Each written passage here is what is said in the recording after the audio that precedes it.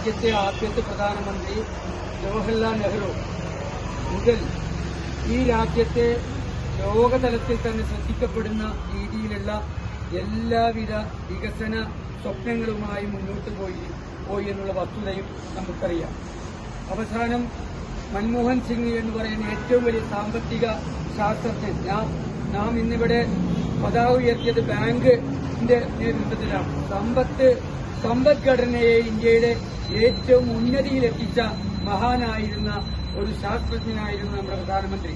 എന്നാൽ അതുവരെയുള്ള ഒരു സാഹചര്യത്തിൽ നിന്നും മാറി നാം സൗഹൃദവും സ്നേഹവും സാഹോദര്യവും അതുപോലെ തന്നെ നാനാത്വത്തിൽ ഏകത്വം എന്ന മഹത്തായ തത്വശാസ്ത്രവും എല്ലാം ഇന്ന് നമ്മളിൽ നിന്ന് നഷ്ടപ്പെട്ടുകൊണ്ടിരിക്കുന്ന ഒരവസ്ഥയിൽ ഈ 80ാം വാർഷികം അല്ലെങ്കിൽ സ്വാതന്ത്ര്യദിനം ആഘോഷിക്കുമ്പോൾ ആ പഴയ ജനാധിപത്യത്തിന്റെയും മതേതരത്വത്തിന്റെയും സൗഹൃദത്തിന്റെയും ഇന്ത്യയെ തിരിച്ചുപിടിക്കാൻ നമുക്ക് സാധ്യമാകട്ടെ എന്ന് ആശംസിച്ചുകൊണ്ട് എല്ലാവിധ സ്വാതന്ത്ര്യദിന ആശംസകളും നേർന്നുകൊണ്ട് ഞാൻ എന്റെ വാക്കുകൾ ഉപസംഹരിക്കുന്നു. ജയ് ഹിന്ദ്.